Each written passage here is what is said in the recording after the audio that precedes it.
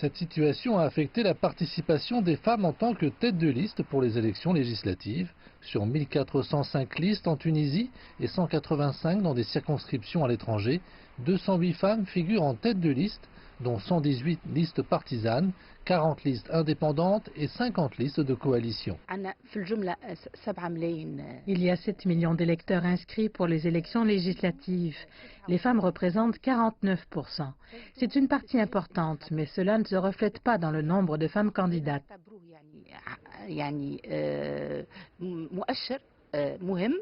Lors des élections législatives de 2014, 6 listes sur 59 listes dans le district de Manouba étaient conduites par des femmes.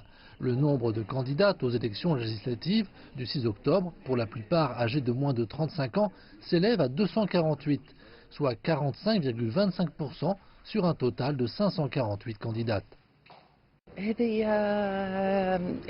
Tunisiennes sont de véritables militantes dans la vie politique et tout au long du processus électoral.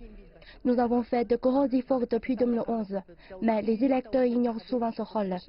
La présence de plus de femmes au Parlement est une demande publique. Kaltoum Kanou est une personnalité bien connue en Tunisie. Elle a formé une liste indépendante dans le district numéro 1 de Tunis. Elle est l'une des rares femmes en tête de liste aux élections législatives.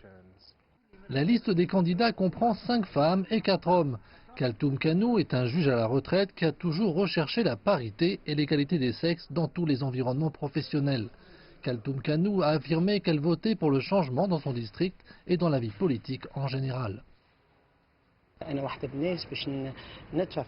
Je suis la candidate des femmes, des hommes, des jeunes et des moins jeunes, mais je suis déterminée à défendre les intérêts et les droits des femmes.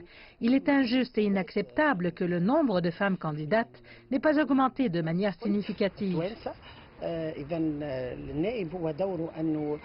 Le scrutin de dimanche a eu lieu quelques semaines à peine après le premier tour de l'élection présidentielle, lorsque les électeurs ont tourné le dos aux partis au pouvoir et aux partis d'opposition en faveur des candidats indépendants, en particulier des femmes. Les activistes ont pour objectif de faire en sorte que la voix politique des femmes soit plus forte.